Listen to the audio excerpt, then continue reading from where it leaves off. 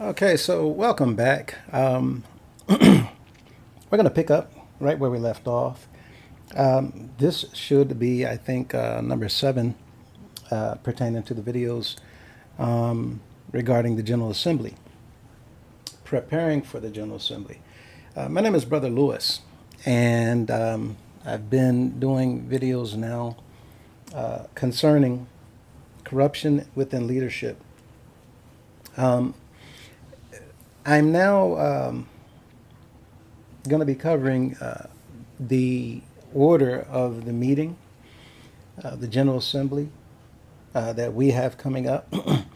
But we've been referring to Robert's Rules of Orders because it has been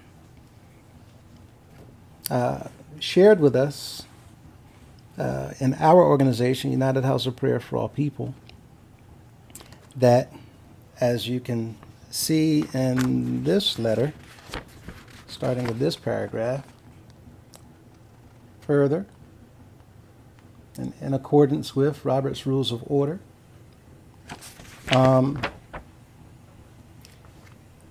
the fact that they are referring to it is, of course, an indicator that they're saying that our organization runs our meetings in accordance with Robert's Rules of Order. So we're just going to take that and run with it. That said, let me share this with you.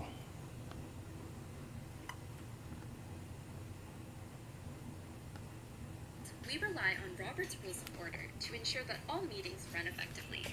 This video will go through the basics of Robert's Rules and how they work to make meetings more efficient. To keep meetings on track, all orders of business are organized in an agenda that lists the various items that will be discussed. At the beginning of our meetings, members will vote on the adoption of this agenda. Only after the agenda is adopted can the meeting proceed. At the core of Robert's Rules is the creation of motions, which are formal proposals for an organization's membership to take a stance or take action on a certain issue. Now, To make a motion, before we go further, they said before they actually get into the meeting, they take a motion, they take a vote on whether or not everyone is in agreement with the agenda. They vote on the agenda. That way, individuals can have an opportunity to modify, take things off if everyone agrees to do so, or even add things to the agenda. So in the beginning, before you even get into the meeting, there's the opportunity to vote on the agenda, which is has never been done, to my knowledge, in our organization. But nonetheless, you will have the opportunity to go forward, putting motions on the floor, and see about adding to or modifying the agenda. Right now, there is no agenda. It's just what is referred to as a program. And the intent is to, again, get you in, go through the same things that they've been going through year after year after year, and then get you out. It's not going to be going that way this year. So let's see how this is supposed to play out. you must first obtain the floor. To do so, you must wait for the chairperson to call on you after the last speaker has spoken. When making a motion, ensure that it is clear, concise, and stated in the affirmative. This is not the time to elaborate on your motion or try to motivate for it. You will get the opportunity to justify your motion during the discussion period. However, before discussion can begin, another individual must second your motion. Otherwise, it is lost. Note, you don't have to be in support of a motion in order to second it. Seconding simply means that you would like to see further debate and discussion happen. If your motion has been moved and seconded, it is placed before members for consideration and debate. Now, they said that and to make a second on a motion, any given motion, you don't have to agree with it. You're just seconding it in order for it to go forward so that individuals can have discussion over it. I did not allow you guys to know what video this is. This is Robert's Rules Basics at S as in Sam, F as in Frank, SS meetings. Matter of fact, let me just show you. Okay. This is the video that we're watching now. And I'm going to pull that up so that you can watch it on your own time. Right now I'm 1 minute and 22 seconds in and talking about motions. And debate. The mover is always allowed to speak first and is given the opportunity to justify their motion. During discussion, only one speaker may speak at a time. At any point during the discussion, an individual can move to amend or modify a motion, saying, "I move to amend the motion," followed by the changes they wish to make. After all discussion and amendments have taken place, members will vote by a show of hands whether or not they support the motion. If the majority of members vote yes, then the motion passes. Okay, all this is saying is how the meeting is supposed to actually start. And again, this is all in accordance with Robert's Rules of Order. Where we left off was in another video, Parliamentary Procedure Basics, and this is the screen where we were when we left off. That's the video there. You're going to pause and go to this video in your own time, or even now.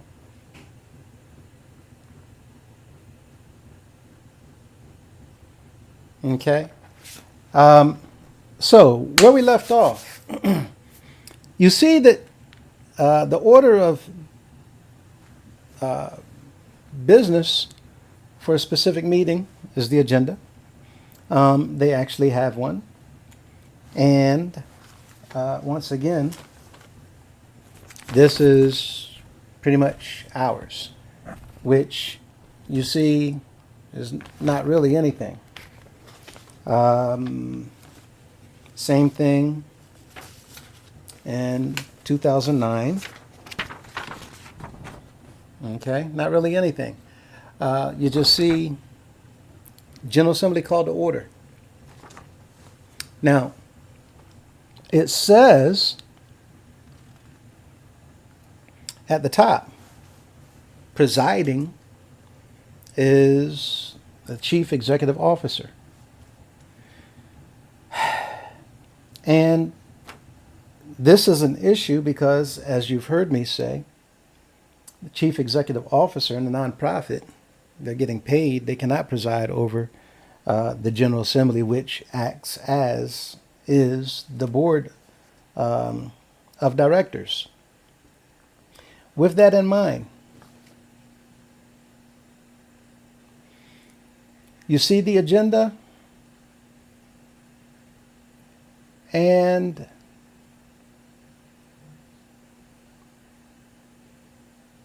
I'm going to go through our meeting so that you'll understand what this is. And we're going to also look at what's here. So for those of you who's following along, I'm pulling it up now, and once again, I'm 1 minute, 15 seconds in. And I'm going to let it play from there. Call to order is done by the president to bring the meeting to order. And for many organizations, such as 4-H, will include opening ceremonies such as pledges. Roll call is done by the secretary. Roll calls are used to determine quorums and majorities by those attending the meetings. Minutes are the recorded transactions from the previous meeting, and in youth organizations are generally read by the secretary. Minutes may also be distributed electronically prior to the meeting or in hard copy at the meeting to save the time of reading them aloud. Treasurer's report. Now, it's going into treasurer's report. We don't have no such thing. You heard after the meeting is called to order, it went directly and immediately into roll call. However, our organization, they did not do that. Goes into treasurer's report. Our organization, there is no such thing. But let me explain to you how they conduct a meeting in the house of prayer there at the General Assembly. First and foremost, this is what they give you on registration day. Okay. Now, you notice this is the General Assembly session for 2023. And there's a notice on here to all pastors giving a list of criteria, qualifications for individuals that's going to be delegates for the General Assembly. I drew an arrow on this one. Okay. And where the arrow is, it says, a person who has litigation against the house of prayer or bishop cannot qualify as a representative except he or she has been before the bishop and asked for forgiveness. Now, this right here is not so. It's a made-up law. It's a made-up rule. And that's an example of what's been going on in our organization for over 50 years. The CEO, you see it here, says that a person who has litigation against the organization or bishop. Now, normally, under other circumstances, you would like to think that, yeah, of course, somebody who has litigation against the house of prayer, they can't be a delegate to represent a congregation. But then again, my question is, why not? If they have litigation, then the question should be, what is that litigation over? But having litigation certainly should not disqualify an individual from being elected if the members in that congregation wants to elect them. If they are dedicated and if they're attending faithfully, if they're doing what's necessary as a member, then if the members decide to elect them, then nominate them and elect them, then so be it. There's nothing in any law that says when people want to run for office, that if this individual has litigation against that organization or the person who's over the organization, that they can't be nominated. You would think that it would be common sense. Anyway, my point in bringing that up is this. This is used in order to weed anybody out of the qualifications of coming to the General Assembly that the bishop or the CEO may find issue with. Not that they've done something wrong, but this is done so that they cannot bring forward to the General Assembly the wrongdoings of the CEO. And for that matter, they come up with a way to keep them out. So this is literally not only illegal to do, but it's retaliation. And when an individual comes forward to ask questions, they're labeled a troublemaker. If they continue to ask questions, they may begin to deal with retaliation in various forms until the extent and or up to the time where they're actually either removed from their position or their title even taken from them. Now, this is something that you all should know. This is 2023, the program here. I was a delegate in 2023, myself and my wife. We were in the General Assembly, and I made it a point to raise issue and try to bring forward before the members of the General Assembly the fact that we have all kinds of problems that I discovered coming from the head. The CEO has been involved in manipulation, fraud, the breaking and violating our laws many, many times over, and a list of other things that I've already made a video about. Now, 2023, if the congregation nominated and elected me, then that means, according to these rules to qualify a delegate, that I met the specifications. I must have been faithful, loyal member, along with my wife. But once I raised an issue, once I tried to bring forward before the General Assembly the fact that we're having problems within our leadership, and those problems need to be brought before the people so that they can be discussed, looked into, investigated, and maybe other things necessary. Before that happened, so during the 2023 General Assembly, I read the minutes and I was put off to the side. Now, I'm saying all of that to say this. Number one, not being allowed to speak. That is a no-no. Everyone in the General Assembly, as the board of directors, you have the right to be heard. No one has the right to tell you, no, you can't say anything. No one has the right to tell you to step off to the side. So why did I do it? I did it because I knew that the members that were present did not understand the law. I knew that had I asserted my own rights, then it would have looked like to the members that I was out of order, I was out of line, I'm being disrespectful, and I deserve whatever comes to me, which might include even being dismissed and not welcome back again in the eyes of the people. I would have been wrong all over the place. So I allowed the mistreatment. I allowed the bullying. I allowed the abuse, as well as all the violations that had committed on that day in the meeting. Now,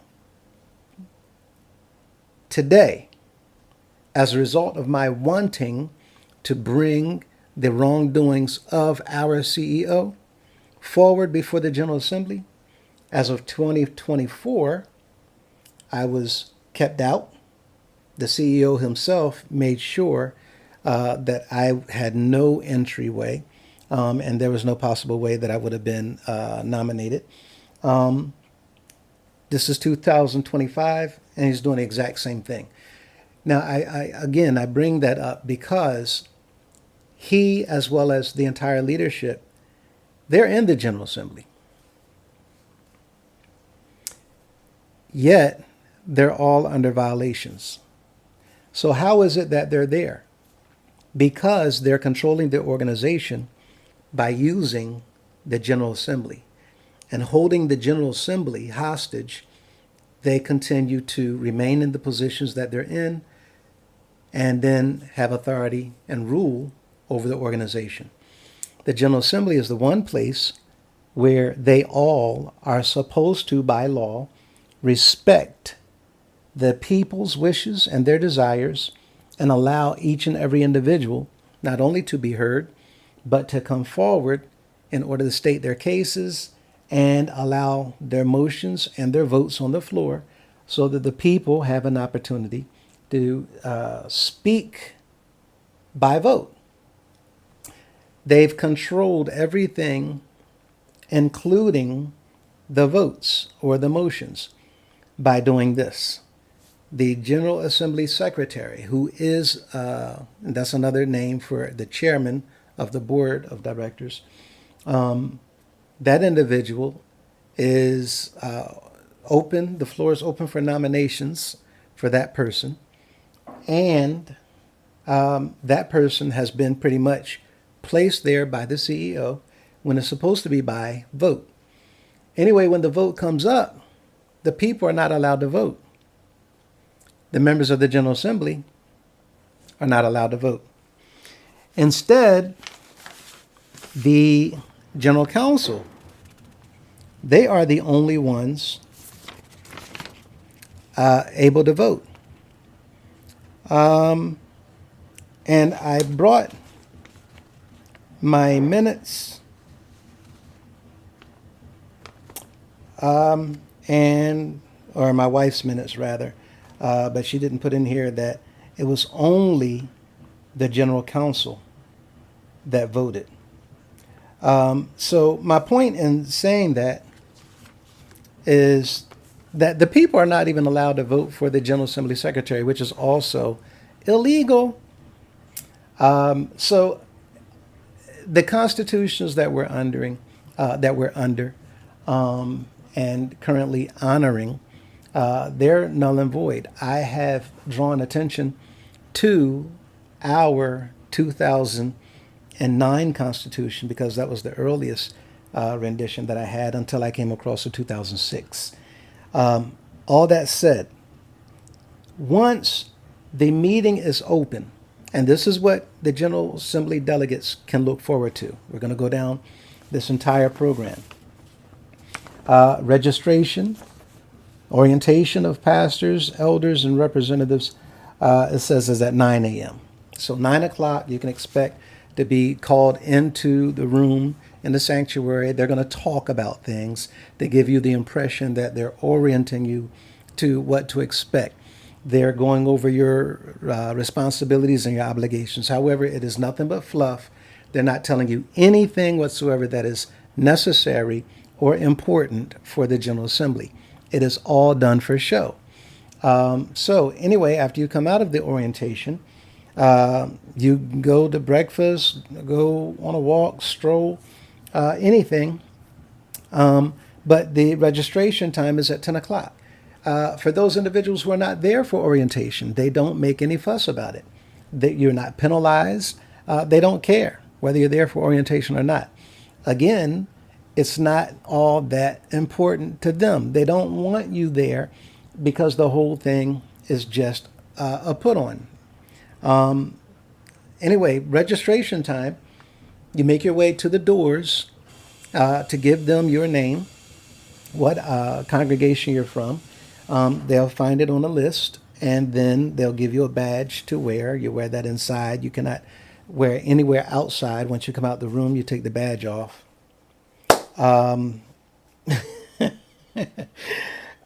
Anyway,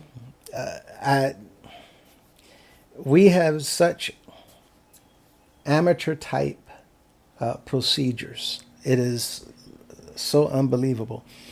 But anyway, once you go inside after registration, then you wait. And you wait. And you wait. So 10 o'clock, if you're there, you go in. And you'll be there maybe an hour, maybe two, until until the General Assembly Secretary gets account of whatever it is that they're doing. I believe it's to make sure that everyone that's on the lists are accounted for. Then they're going to come in, they're going to give you song and dance. They're going to start talking about a few things. That might happen around 12 o'clock. So I'm going to kind of read through my wife's minutes for a timeline. Okay, so she says 2023 Friday at 12:01 p.m. At that time, the General Assembly Secretary made a few announcements. 12:01. That's 2 hours after registration. So for those individuals that have been there, it's 2 hours later. If they were there from orientation, it's 3 hours later. Mind you, nothing has been done yet. So those individuals have now wasted 3 hours of their time. But he made announcements at 12:01. This included the explanation of roll call and that the doors are now closed and anyone not here must go downstairs to the lower court. Now, the problem there is the lower court is a part of the General Assembly. The General Council. The General Council has absolutely nothing to do with the General Assembly. Nothing. There's no reason to go to the lower court. It is all an intimidation technique. It is to intimidate. It is to give the people the impression that they are in charge, that they run things by setting up the board meeting with the members of the board coming to jump through hoops and all this red tape while they give this impression that they are the ones in charge and you must comply. You must do what they tell you to do. The doors are closed. Y'all got to go downstairs to the lower court. Why? Because they're going to intimidate you some more and they're going to give you a song and dance about, well, you have to wait at the door for the CEO to arrive, and then he'll give you the opportunity to come forward so that he can determine or decide whether or not it's okay for you to come in. Also, illegal. It's illegal. If you're not there at the time of roll call and you arrive afterwards, you're simply considered late. That's all. You're just late. Period. You're not held at a door outside waiting for 2 more hours or 3 hours for the CEO to get in so that they can tell you that you have the right to come inside. The CEO is the employee. You are one of the bosses. The CEO should never, ever have the authority to tell a member of the General Assembly or any other member of the General Assembly does not have the authority to tell you you have to wait outside. Can you imagine? This is Congress. One congressman looking at another congressman telling them they got to wait outside until whoever arrives, and they're going to tell them whether or not they can come on in. No, you're there to do a job. You're there to represent a group of people. When you get there, you're going into the meeting. If you're late, you're late. You deal with it afterwards, but you're late. You don't wait, and then the CEO has the option of telling you, no, you're not coming in at all. That tactic is to lessen the numbers of individuals that's going to be in the General Assembly. And that gives them a little tiny bit more control because now you have fewer people who's going to be voting on these matters. And it gives them a better opportunity, and it increases their chances of getting the vote to go the way that they want the votes to go. It's such... the General Assembly was opened by at 12:23. It was opened. So if you were there from 9 o'clock, this is now almost 3.5 hours later. 10 o'clock, 2.5 hours later. You're there, you're on the premises, but nothing's gotten done yet. Okay? Roll call was completed at 12:50. 10 minutes to 1. Still waiting, but you've been there. since 9 o'clock or 10 o'clock. Roll call was completed for representatives and pastors at 12:50. Roll call for credentialed elders completed at 1:04. This is another illegal act because that law is made up. Every single year, elders are supposed to be a part of the General Assembly, but they have practiced not allowing them to come in unless they have a credential. Nowhere in black and white. So all these violations has been committed. They're still being committed, mind you. And again, this is the General Assembly delegates. This is your responsibility. This is your obligation to go and fix these things. 1:15, the CEO arrived. The the secretary, the chairman of the board, thanked him and congratulated him on being the CEO now for 15 years. But, mind you, he was not considered late. He was not considered anything under penalty. But yet, the CEO is now going to look at General Assembly delegates, board members, and determine whether or not they get to come in. All of this is so backwards. It's all illegal. It's so backwards. Every single one of these issues can be fought. Complaints can be made. Let's continue.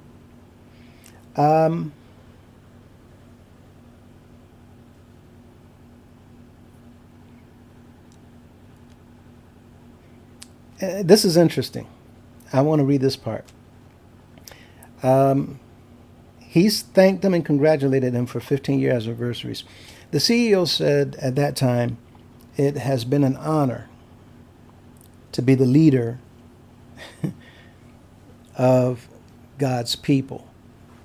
Mind you, if you're not a member, then you're not considered God's people.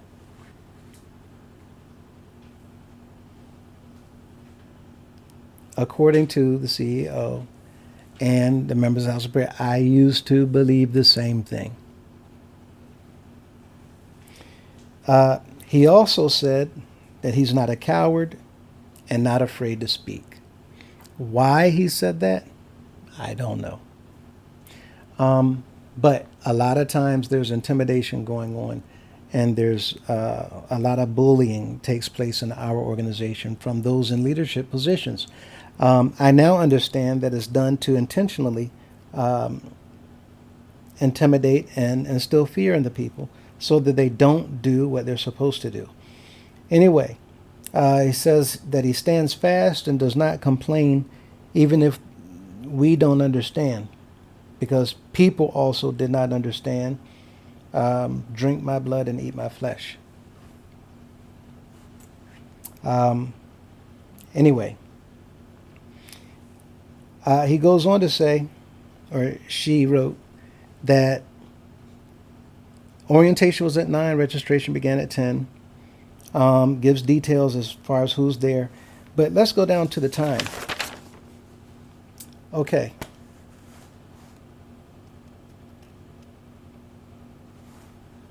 The time, benediction, concluded the meeting, and the General Assembly was closed at 2:30. It was closed at 2:30. So he got there at 1:15. Things got underway by 1:30. They read through the numbers of the people that were there last year compared to this year. They talked about pastors who were late. One elder didn't bring his credential and arrived late. This is also interesting. The 3 pastors was fined $150 each, and they were allowed to come in. Look at how illegal this is. You have delegates, members of the General Assembly, first of all, being told you can't come in, board members, the CEO by his order, the chair of the board enforcing this order, holding other members of the board of the General Assembly out. You can't come in. And then going to allow the CEO to issue fines for these other board members or General Assembly delegates. And they now have to pay $150 and then they can come in. So illegal. So illegal. I had not paid no attention to any of this stuff because my mind was, I was so indoctrinated. I never even thought about it. Never gave it a second thought. But there was another elder who arrived late and didn't have his credential. He was fined for $50 and $150 because he didn't have his credential. He paid $50, but not the $150. The CEO gave him 7 days from that day to pay the $150. So he gave him a time limit to pay that fine. If he didn't pay it in 7 days, he would not have a credential anymore. He would get a letter instead. And I told you all why the CEO and the general counsel, they do things like this because their aim is to take credentials. They don't want men with credentials. The credential is what gives them, according to them, the right to be in the General Assembly every year without being nominated. The law and the Constitution gives every elder that right, credentials or not. But since they have enforced a verbal law by the CEO, just like they do so many other made-up laws by the CEO, and they enforce it, well, the people, they're trained literally to comply. So anyway, it was over at 2:30. There was not anything at all done in 2023. I tried to raise an issue, but the minutes go into the fact that I was directed to go stand off to the side and talk to the now current technically suspended CEO, who was at the time the General Assembly Secretary, who gave all rights and opportunity to the CEO at that time to do whatever he wanted in the General Assembly. All of it was illegal, and it was all done according to what they had planned, because all these things are orchestrated. Now, with that in mind, pretty much, that's the meeting. The time frame just goes to show, well, they did this, they did this, they did this, but nothing was done. Nothing. They had an election, a nomination, an election for the secretary, which is your board chair, and his assistant, and the CEO gave words, well, I like him. He did a good job. I'm satisfied with the work that he did. So I think he deserves another shot. Now listen to this. Again, the problem is it looks like the CEO is in charge of everything in the board. And if this was a for-profit company, he could be. Problem is, it's not. It's nonprofit. And since he gets paid grossly exaggerated, excessive compensation, he has no right to be a part of the board other than to be there to answer questions while they look at his performance and give him an evaluation. But here he is telling the board, I like this one. And the members of the General Assembly, they can't vote. The General Counsel, the men that he appointed in the organization to sit on another board, a committee, a council of men, but he appointed all of them. So mind you, the General Assembly, they can't vote. Only these members of the General Assembly up here on the General Council, they can vote for the General Assembly Secretary. Meaning they've rigged the Assembly to retain all the powers of the Assembly for themselves. And they've been conducting it this way for heaven knows how long. And then the members, there's no guarantee that he's going to open up the floor for anyone to ask questions. There's no guarantee he's going to open up the floor for anyone to make any comments. In fact, when looking at the minutes, yes, the CEO said if there's anyone who had something pertinent for the General Assembly to hear concerning this General Assembly, it would be entertained at that time. Again, the CEO. This is not how it's supposed to be. Everything's supposed to be done by motion. But he's directing everything. It is... It's so illegal. The whole thing. So up until this point in time, nothing has happened. Our General Assembly delegates, they go in, they do nothing. They sit there and they literally waste 4.5 to maybe 6 hours of their time doing nothing every single year. While the CEO and the chair of the board, otherwise called the General Assembly Secretary, and his assistant have convinced the members of the organization that this is how it's supposed to be, while they were busy committing all types of violations and working behind closed doors to defraud the organization. The biggest fraud is to change and amend, revise the Constitution again and again and again without the people's consent, without the people's input, without the people's approval. The only thing they've done was to bring it, allow the General Assembly Secretary to put it on the floor and then let the people vote on it. And because the people are indoctrinated, just like I was, they just vote yes, not realizing that that thing, this new Constitution, is going to take more and more power from the members, and it's going to do more damage to the governance of the organization.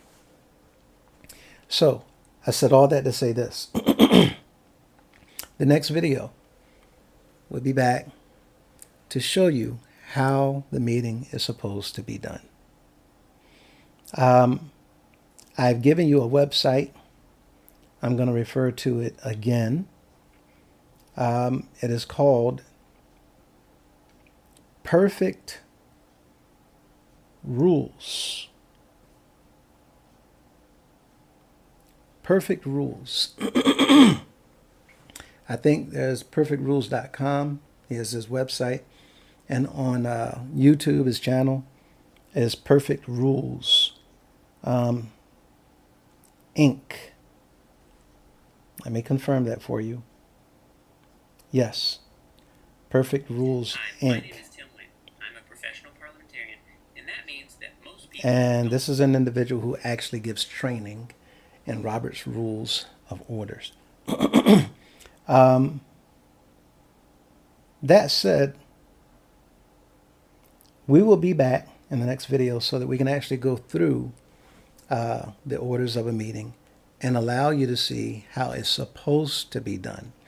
I'm going to refer you to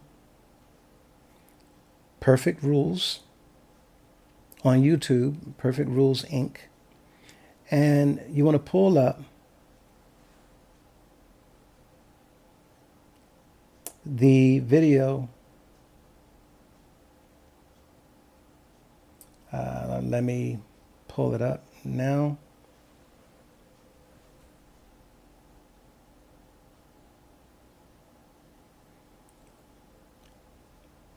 so that you can, well, I won't even say follow along.